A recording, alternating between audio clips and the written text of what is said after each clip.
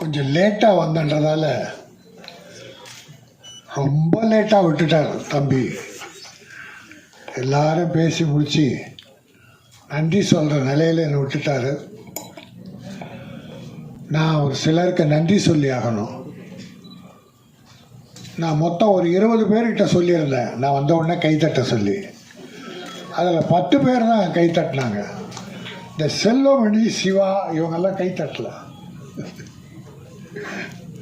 சும்மா சொன்னேன். ஏதோ ஒரு அன்பின் காரணமாக என் அன்பு சகோதரர் நீண்ட நாளுக்கு அப்புறம் பார்த்ததால் கைத்தட்டி வரவேற்றாங்க.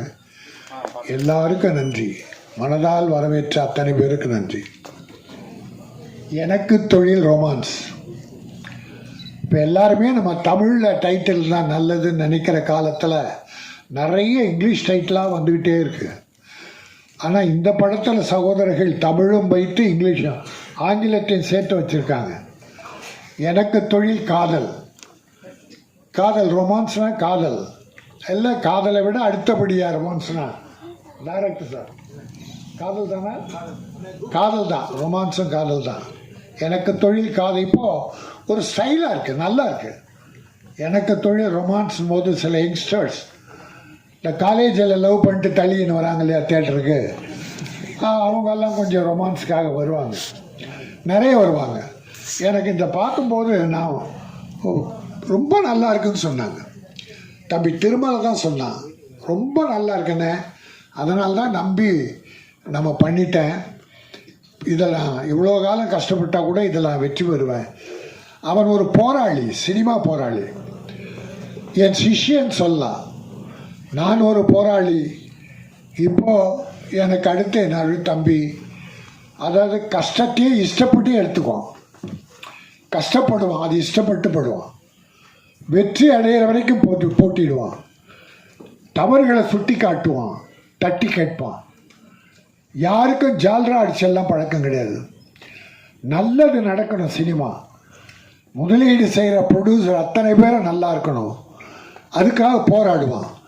சில படங்கள் முடிக்க முடியாமல் இருக்கும்போது அவனுடைய உதவியால் ஃபைனான்ஷியல்ஸ் பணம் கொடுத்து அந்த படத்தெல்லாம் முடிச்சிருக்காங்க.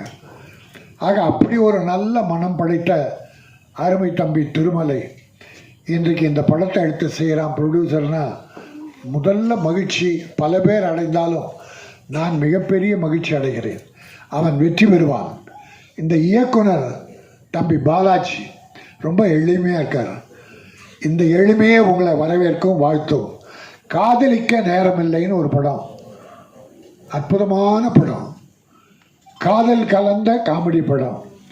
அப்படி ஒரு படமாக இது அமையும், மக்கள் ஏற்றுக்கொள்வார்கள். தம்பி திருமலை தன்னுடைய ஆதங்கத்தை வெளிப்படுத்தினான், வருத்தத்தை வெளிப்படுத்தினான். இந்த ப்ரொமோஷனை கூட ஹீரோ வரல, ஹீரோயின் வரல, வரணும். செல்வமணி சில விஷயங்கள்லாம் சொன்னார். இந்த திட்டம்லாம் நாங்கள் போடுறோம் சார், இதெல்லாம் போடுறோம் சார், படம் எடுக்கும்போது எல்லாம் போடாமல் எடுப்போமா? ஆனால் அதை பிரேக் பண்ணுறவன் ஹீரோ, ஹீரோயினி, மற்ற சிலர் எல்லாத்தையும் பிரேக் பண்ணிடுவாங்க. டப்பிங் பேசுறதுக்கு முன்னால் பணம் வேணும்னா உனக்கு ஏதாவது அசிங்கமாக இல்லை, உன் மேலே உனக்கு நம்பிக்கை இல்லை, படம் வியாபாரம் ஆகலை, உன்னை வச்சு நாங்கள் படம் எடுக்கிறோம், வட்டிக்கு வாங்குகிறோம், கஷ்டப்படுறோம். இப்போ பாருங்கள் 4 வருஷம் 5 வருஷம் படம், இந்த படம் முடியுன்னா அப்போ என்ன கஷ்டம் இருக்கணும்? பொருளாதார கஷ்டம்தான் இருக்கணும். அதை கடைசியாக மகேந்திரகுமார்ஜி உதவியால் தம்பி திருமலை ஏற்பாடு பண்ணி இந்த படத்தை முடிச்சிருக்கான். இப்போ ஹீரோவா நீ கொண்டாந்த படத்தை கொடுத்த, எனக்கு முதல் படம் கதாநாயகன், இந்த படம் எப்படி வரணும், இந்தாங்க இந்த பணத்தை வச்சு படம் பண்ணுங்கன்னு சரத்குமார் பண்ணியிருக்கார். அப்படி ஜெய்சங்கர்னு ஒரு ஹீரோ, அவர் எத்தனை ப்ரொடியூசர் வாழ வச்சிருக்கார். ரிலீஸுக்கெல்லாம் அவங்க உதவி பண்ணுவாங்க. பட் ஒரு ப்ரொமோஷனுக்கே வரலன்னா ப்ரொடியூசர்ஸ்ன்னு அவ்வளோ பெரிய அடிமைகளா? உனக்கு என்ன அவ்வளோ பிஸி ஆகிட்டா? எல்லாருக்கும் சொல்கிறேன், தலைக்கணம் மட்டும் இருக்கக்கூடாது. தலைக்கணம் கொஞ்ச நாள் நிமிரும், உன்னை தாழ்த்தி விடும். தலை கவனிச்சுன்னா தலை தாழ்ந்து விடும். ஆகவே தலைகணம் இருக்கக்கூடாது யாராக இருந்தாலும். வளர்ச்சியும் போது நெற்பயிரை உதாரணம் சொல்லுவாங்க. நெற்பயிர் கதிர் விடுறதுக்கு முன்னால நெல் நிமிர்ந்து நிற்குமா.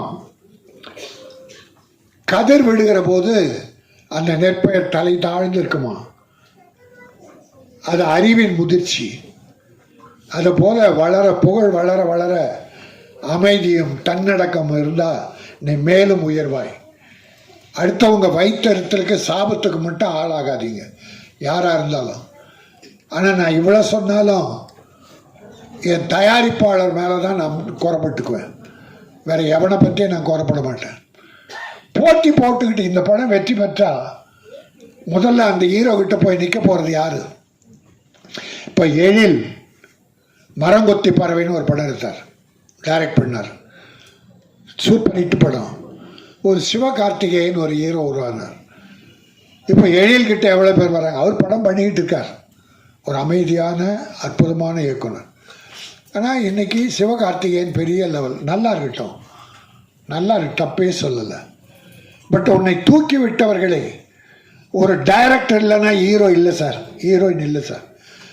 டைரக்டர் அத்தனையும் தன் மூளையில் வச்சுக்கிட்டு எந்த அளவு சிரிக்கணும், எந்த அளவு கோவப்படணும் என்பதெல்லாம் அவர் சொல்கிறதான் அந்த ஹீரோ செய்யணும். அளவுக்கு மீறி டைரக்டர் மீறி பண்ண முடியாது. அப்போது ஒரு ஹீரோயினை உருவாக்குவது டைரக்டர். அந்த டைரக்டருக்கு மரியாதை இல்லைன்னு நீ என்ன வாழ போகிற? அது மட்டும் இல்லை, என் ப்ரொடியூசர் மேலே நான் ஒரு ஹீரோயினை ஹிந்தியில் தேடி கொண்டாந்து போடுறாங்க சார், தமிழில் கிடைக்கலன்னு. அந்த ஹீரோயினி கால் ஷீட்டு கொடுக்குறதே கஷ்டம். கொடுத்தா பாம்பேயிலேருந்து வரணும். பாம்பேயில் ஃப்ளைட்டை வீட்டிலேருந்து ஏரோட்ரம் வர வரைக்கும் அந்த பவுன்சர் அங்கே 4 பவுன்சர். இந்தியில் பாம்பேயில் வீட்டிலேருந்து அவங்க ஏர்போர்ட் வர்ற வரைக்கும் 4 பவுன்சர். ஏர்போர்ட் ஏறின உடனே சென்னையில் 4 பவுன்சர் கொண்டாந்து விடணும். ஏன்னா அவ்வளோ பெரிய தீவிரவாதியா நீ? இத்தனை ஹீரோக்களும் பவுன்சர்ஸ் வச்சுக்கிறாங்க. சில டைரக்டர்கள் அவங்களுக்கு பவுன்சர்ஸ். அவ்வளோ கேடு கட்டோன்னா பயங்கரவாதியா? உன்னை கொலை பண்ணுறதுக்கு ஆளுங்க சுற்றிக்கிட்டா இருக்கு. எதுக்கு பவுன்சர்ஸை குறை சொல்ல? பவுன்சர்ஸுக்கு வேஷம் கொடுங்க, வேலை கொடுங்க, அந்த தம்பிகள் நல்லா இருக்கட்டும். ஆனால் கேரவான்லேருந்து ஹீரோ போவாராம், 6 பவுன்சர் கூடவே போவாங்களாம். ஷூட்டிங் ஒரு 100 மீட்டரில் நடக்கும். அந்த 100 மீட்டர் வரைக்கும் ஹீரோ விட்டுட்டு அங்கேயே உட்காந்துட்ருக்கணும். பிறகு அந்த பவுன்சர் ஹீரோ ஷார்ட் முடிஞ்சு கேரவுண்ட் வருவார். அந்த பவுன்சர்ஸ் வந்து கேரவுண்டில் உட்கார வைக்கணும். என்னங்கடா இது அக்கிரமமாக இருக்குது? அவ்வளோ பெரிய தீவிரவாதிகளை நீங்கள் உங்களை சுடுறதுக்கு ஆள் தேடிக்கிட்டு இருக்காங்க. ஆக ரொம்ப வேதனையான விஷயம். இதை செய்வது யார்? நம்மளோட ப்ரொடியூசர். நான் அவங்கள குறை சொல்ல மாட்டேன். எனக்கு வேணாம், அந்த ஹீரோ வேணாம் என்று சொல்ல தைரியம் இல்லையே. அவங்களால எத்தனை கோடி சம்பாதிக்க போகிறீங்க? படுற வேதனை அவ்வளோ பெரிய வேதனை. ஆகவே சில கஷ்டங்கள் ப்ரொடியூசர்ஸுக்கு பலர் செயற்கையாக கொடுக்குறாங்க. இதற்கு தயாரிப்பாளர் சங்கம்தான் ஒரு முடிவை எடுக்கணும். திருமலை இங்கே கத்தி பிரயோஜனம் கிடையாது. தயாரிப்பாளர் சங்கம் ஒற்றுமையாக இருக்கணும். ஆந்திரா பிரமாதமாக இருக்குது. ஆந்திரா ப்ரொடியூசர் கவுன்சிலை மீறி யாராலும் ஒன்றும் பண்ண முடியாது. கேரளா பவர்ஃபுல் ப்ரொடியூசர் கவுன்சில் சொல்கிறதா நடக்கும். கர்நாடகாவும் அப்படி தான். நான் ஒரே ஒரு உதாரணம் சொல்லி முடிக்கிறேன். ஆந்திராவில் ஒரு வில்லனுக்கும் ஒரு ஹீரோயினுக்கும் ரெட்டு போட்டாங்க. ஒரு ப்ரொடியூசருக்கு டேட்டு கொடுத்து அந்த படத்தில் ஆக்ட் பண்ணாமல் அவரை விட்டுட்டு இன்னொரு படம் பெரிய ப்ரொடியூசர் டைரக்டர் படத்துக்கு போயிட்டாங்க. அந்த ப்ரொடியூசர் கம்ப்ளைண்ட் பண்ணார், என் படத்துக்கு தேதி கொடுத்துட்டு அந்த வில்லனும் ஹீரோயினே வரலன்னு. ப்ரொடியூசர் கவுன்சில் அவங்கள ரெட்டு போட்டுச்சு ஆந்திராவில். 1 மாதம் படம் நடிக்கலை, யாருமே கூப்பிடல. பிறகு 5 ரூபா 5 லட்சம் ஃபைன் பண்ணி அந்த வில்லனும் ஹீரோயின் பணம் கட்டின பிறகு ரிலீஸ் பண்ணாங்க, நடிக்க ஆரம்பித்தாங்க. யாரும் இல்லை, பிரகாஷ்ராஜ் என்கிற வில்லன், சிம்ரன் என்கிற ஹீரோயின். அப்போ அந்த பவர் எங்கே போச்சு உங்களுக்கு? நம்முடைய வேலை செய்பவர்கள் அவங்ககிட்ட நம்ம அடிமையாக இருக்க முடியாது. அந்த கட்ஸ் நம்ம ப்ரொடியூசருக்கு வேணும். அந்த கட்ஸை கொடுக்க வேண்டியது ப்ரொடியூசர் கவுன்சில். இப்போ செல்லுமணி சொன்ன மாதிரி சரியாக வரலையா, பெப்சி கிட்ட சொல்லி ஒத்துழைமை கொண்டு வாங்க. ஒரு ஹீரோவை போடாத, கிட்ட போகாத, எந்த ப்ரொடியூசரும் போகாத. 3 மாதம் முகம் வளர்ச்சி ஆகட்டும், மேக்கப் போடாமல் இருக்கட்டும், அப்புறம் அழ போகிறாங்க பாரு, வந்து வேஷம் கேட்பான். ஆக எந்த ஊரில் தனிப்பட்ட முறையில் நான் யாரும் சொல்லலை. என் ப்ரொடியூசரை வேதனைப்படுத்திய எந்த ஹீரோ ஆனாலும் அவரை நான் வன்மையாக கண்டிக்கிறேன். இந்த எனக்கு தொழில் ரொமான்ஸ் மிகப்பெரிய வெற்றி பெறும். மிகச்சிறந்த நகைச்சுவை காதல் கதை. அந்த படத்தை மக்கள், தமிழக மக்கள் மட்டுமல்ல, சினிமா பார்க்கிற அத்தனை பேரும் ஏற்பார்கள். அதன் மூலமாக ஒரு கதாநாயகன் மிகப்பெரிய வெற்றி பெறுவார். ஹீரோ ஓடுறாங்க. இப்போ அந்த ஹீரோ ப்ரொமோஷனுக்கு வந்திருந்தா இந்த டிவி, நம்ம கேமராக்கள் எல்லாமே அவங்கக்கிட்ட தான் இருந்திருக்கும். எங்கேயும் ப்ரொமோஷன் அவங்களுக்கு தான். ப்ரொடியூசர் யாருன்னா எடுப்பாங்க, டைரக்டர் யாருன்னா ஃபோட்டோ எடுப்பாங்க, கிட்டச்சாக மாட்டாங்க. ஒரு ப்ரொடியூசர் போய், சார் டைம் ஆச்சு, வாங்க வாங்க ஹீரோவை கூப்பிட்டா ஒரு கேமரா, சார் கொஞ்சம் தள்ளி நில்லுங்க, ப்ரொடியூசரை தள்ளி நில்லுங்கன்ட்டு கேமரா ஹீரோ எடுக்கிறான், ஹீரோயின் எடுக்கிறான். அப்போ இங்கேயும் பவர் யாருக்கு? உங்களுக்கு தான். உங்களுக்கு தான் ப்ரொமோஷன். நன்றி மறக்காதீர்கள். என் நன்றி கொன்றார்க்கும் உய்வுண்டாம் உய்வில்லை, செய் நன்றி கொன்ற மகருக்கு என்று வள்ளுவன் சொன்னான். இன்றைக்கி நல்லா இருக்கலாம். ஒரு வாழை மரம், ஒரு தேக்கு மரம், ரெண்டுத்துக்கும் ஒரு வாதம் வந்தது. வாழை மரம் தேக்கு மரம் வாழை மரத்தை கிண்டல் பண்ணி, நீ ரொம்ப ஷார்ட்டாக இருக்க, நீ விலை கம்மி, நான் தான் உயரமாக வளர்கிறேன், என்னுடைய மதிப்பு அதிகம், நான் பணக்காரன் வீட்டிலெல்லாம் வீடுகளில் நிறைச்சி அழகுபடுத்துகிறேன் அப்படின்னுச்சு. வாழை மரம் சொல்லிச்சு, நீ வெட்டின பிறகு தான் நீ அழகு.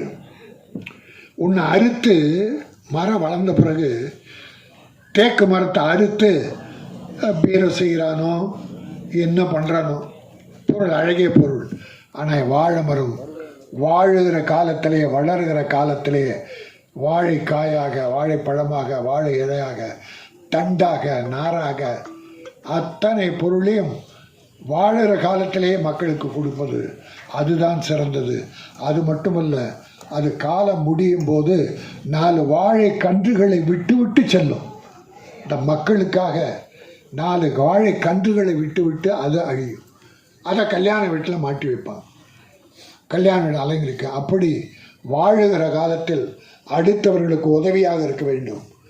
நீ வளர்ந்தப்பட்டு யாருக்கும் உபயோகமாக இருந்து புரோஜனில் மனிதனே கிடையாது. ஆகவே இந்த எனக்கு தொழில் ரொமான்ஸ் மிகப்பெரிய வெற்றி பெற வாழ்த்துகிறேன். நன்றி, வணக்கம்.